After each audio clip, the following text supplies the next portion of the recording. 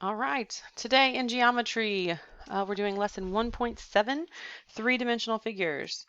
All right, I just want to tell you today is a simple day of notes because it's very vocabulary heavy. So we're going to try just listening to the notes and having them in front of you, maybe highlighting or underlining some important details predominantly today because it's very vocab heavy when we talk about three-dimensional figures. So first up, this surface. Okay, a surface is a connected set of points in space that have thickness of a point. So a sphere is an important surface, but it's in this, oh, okay, the thickness of a point is a surface. Um, so a circle is a simple closed curve. Okay, so a circle is a simple closed curve. We talked about already. A sphere is a closed surface. It is the boundary of a solid. So when we think of solids, like when you think of a dice, we think about how many sides does a dice have. That's the same thing as saying how many surfaces does the dice have. Okay, so a sphere is a closed surface. Okay, so think about that. It's the boundary of a solid. So cones and cylinders are closed surfaces too. All right, so let's look at this definition of a closed surface. Okay, it says a closed surface is a surface of finite space that divide. I cannot talk today. Let's start over. A closed surface is a surface of finite space that divides the space into an interior and an exterior.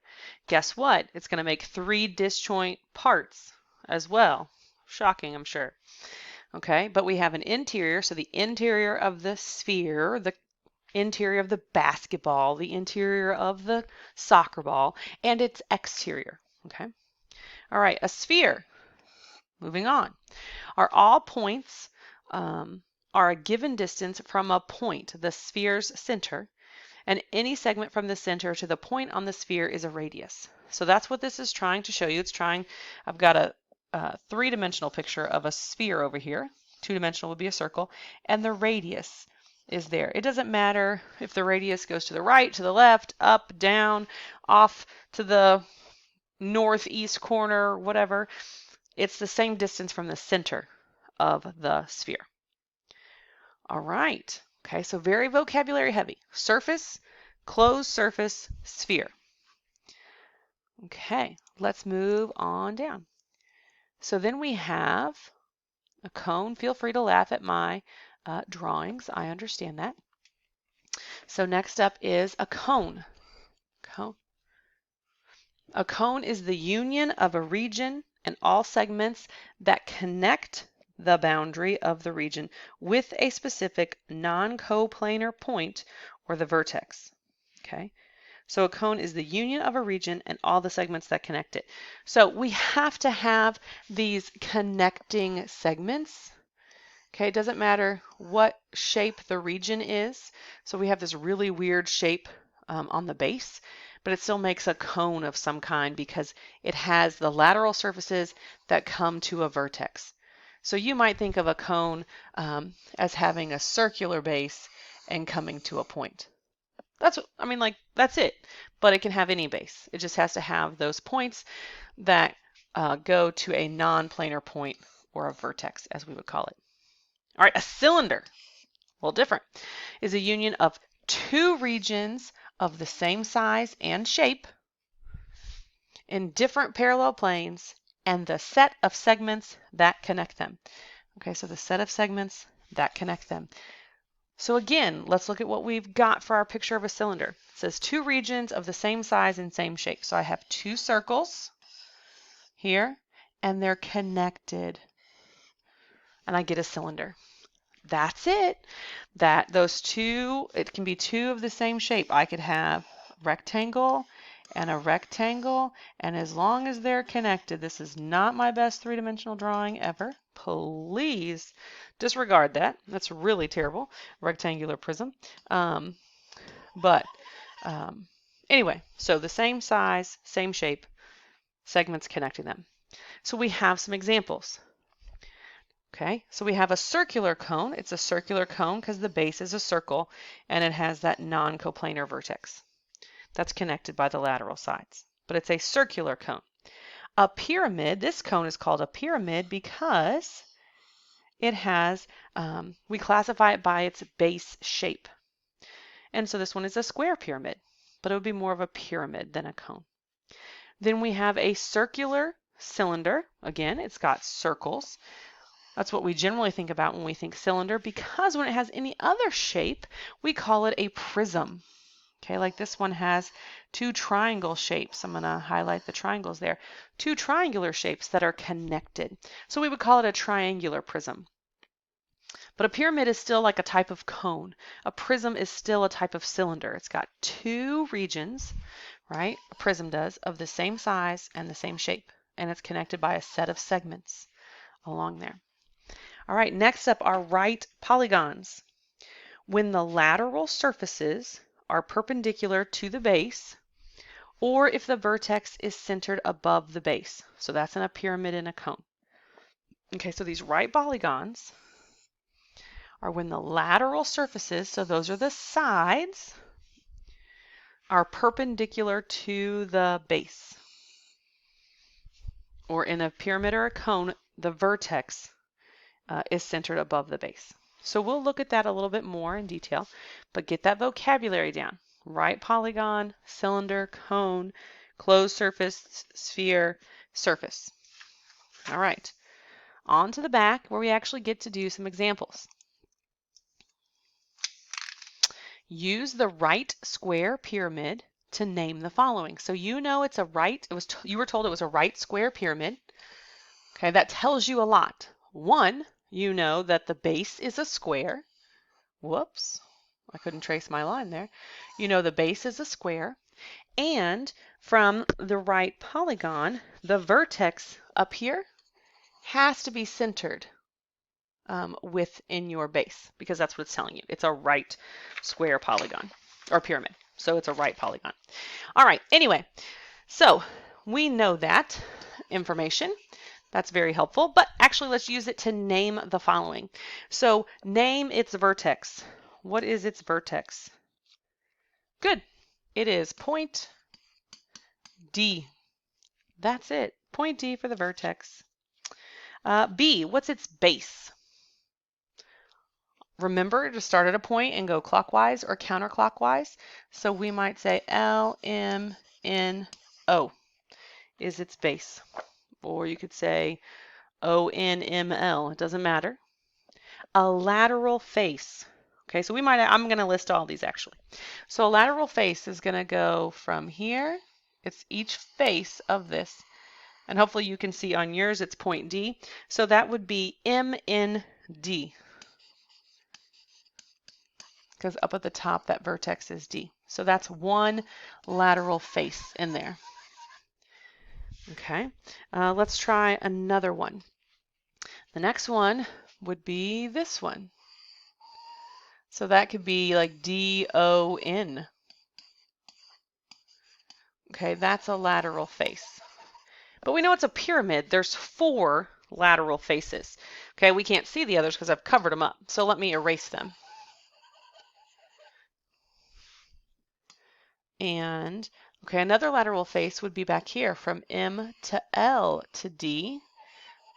All right, so we've got M, L, D. And our last one would be back here. So L, O, D would be a lateral face. L, O, D. Okay, so all 4 sides. If we turned it, we'd see that they were all equal, but those are our lateral faces. Next up is a lateral edge. Remember, the edge is where 2 polygons meet. It's the line where they meet. So one line where our lateral sides meet is here, ND. Okay, and what's a segment? So we're going to put the segment line over it. Another one is MD. They should all have D in them because D is the vertex. Then we have OD, segment OD. And the last one, sometimes it's a little harder for people to recognize because it is like that dashed one in the back, but it goes from L to D. So those are lateral edges because they go from the base to the vertex. Okay, we don't count the edges along here that are on the base. We don't count those. Okay, those are not lateral edges. Okay, great job.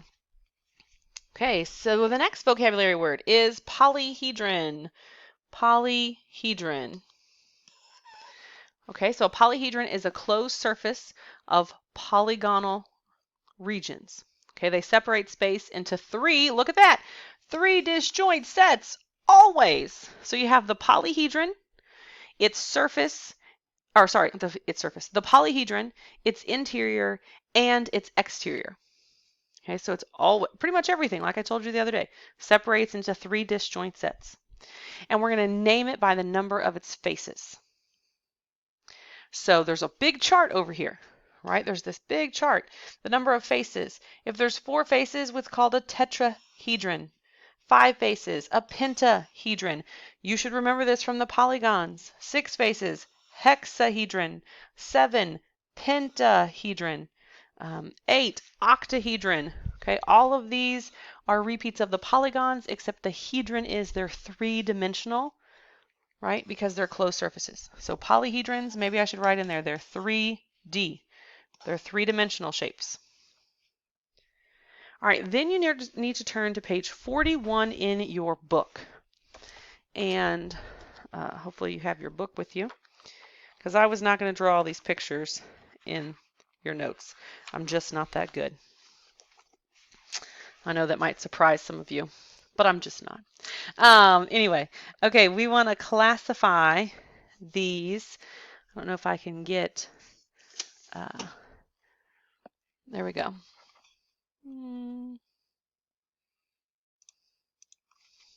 We want to classify each figure. I'm going to fold my notes here, so hopefully I can get the whole thing on there so we can write. Okay, so yeah, classify each figure as a polyhedron. Then classify any cones or cylinders as specifically as possible.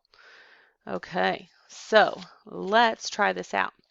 So A has how many sides? Okay, hopefully you're saying 4. We've got a base here. Okay, so there's 1. And then we have a side back there with our base. So there's 2. Then we have, whoops, sorry, a third side, a lateral surface. Okay, there. And a lateral surface here. Okay, so this has 4 sides, so it would be a tetrahedron.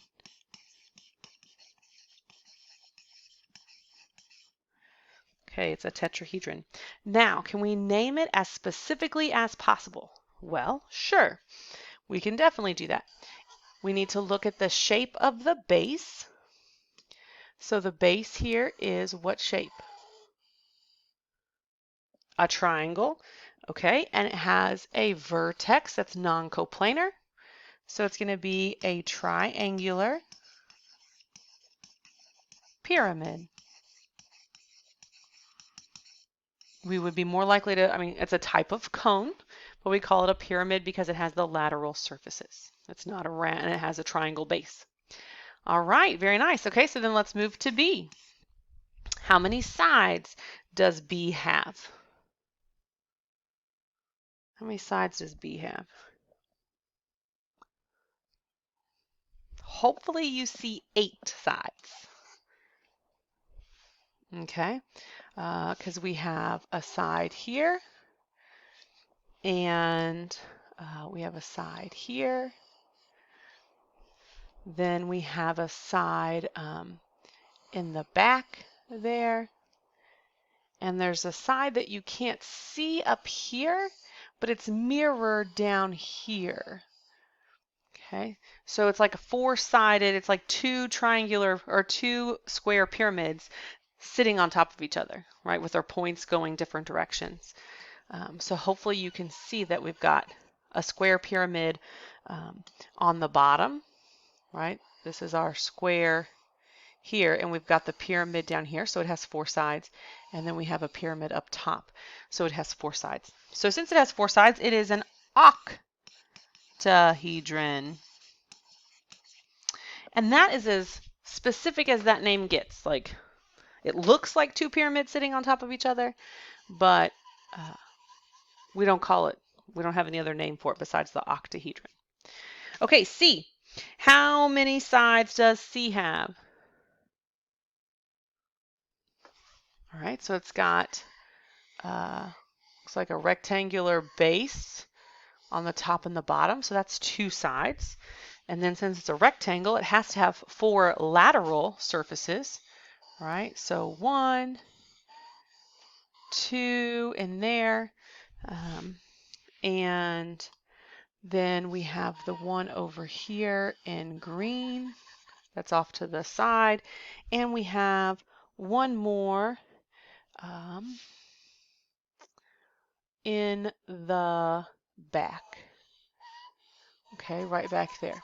So that's 4 lateral surfaces plus 2 bases gives it 6 sides. What's the name for a 6-sided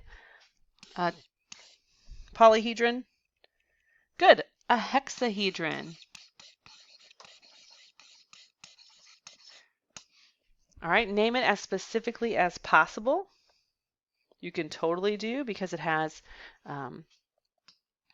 a base shape of a quadrilateral. You might even call it a rectangular, but a quadrilateral for sure. Since there are no measurements, wouldn't this be a pyramid or a prism, a cone or a cylinder? Good, it would be a prism. Quadrilateral prism. Oh, I don't know why I put 6 there. That should be C. Sorry about that. Sometimes I catch my mistakes, other times I do not. All right, let's look at D. Okay, let's look at its base shape. So 1, 2, 3, 4, 5. 5 sides. So we have one base, and because we know we have a vertex up here, plus if it has 5 sides, that means we're going to have 5 lateral surfaces. So that means it has 6 sides. So that's again, D is another hexahedron. And can you name that specifically? Has to do with its base shape. What shape is this that has 5 sides? Good, a pentagon. So this is a pentagonal. And it has a vertex with lateral sides. Pyramid, excellent. So a pentagonal pyramid. And E. Whew, E is a tricky one. Can you find all the sides of E?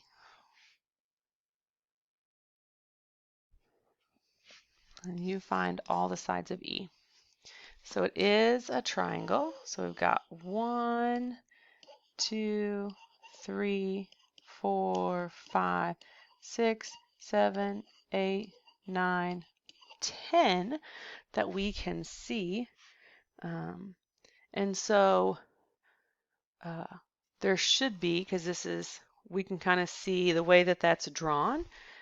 We're seeing half the shape, like we're seeing the front and half, the way it's outlined. So we could actually double the 10, and that would give us 20. So if this has 20 surfaces, what kind of polyhedron is it? Good, it's an icosahedron. Icosahedron. And there is no more special name for that one. So some fun stuff there. And then we have one more definition. All right, so our last definition here is a regular polyhedron. So a regular polyhedron, let me move my book. I'm too close to my thing for my handwriting to fit. There we go. A regular polyhedron is a convex, so not concave, a convex polyhedron whose faces are all identical. So it has to be convex, and all the faces are identical. All right, so it's a regular so it has regular polygonal regions with the same number of edges meeting at each vertex. And that says that you can see the picture on page 42. So let me turn that over and put it here for you for your regular polyhedron. Okay, so all of these are regular. So we have a regular tetrahedron. It's got a triangle base, and all the triangles are the same side. You can't tell it from looking at this three-dimensional drawing, but they are. A regular octahedron, which we looked at. A regular dodecahedron. So the dodeca has 12 sides. And then a regular icosahedron, or icosahedron, has 20 sides. All of the sides are identical. A regular hexahedron is a cube, right? A Rubik's cube, a dice. Those are regular hexahedrons. They have to have the exact same sizes. All right, so you've got 2 questions for your on your own, and I will see you tomorrow.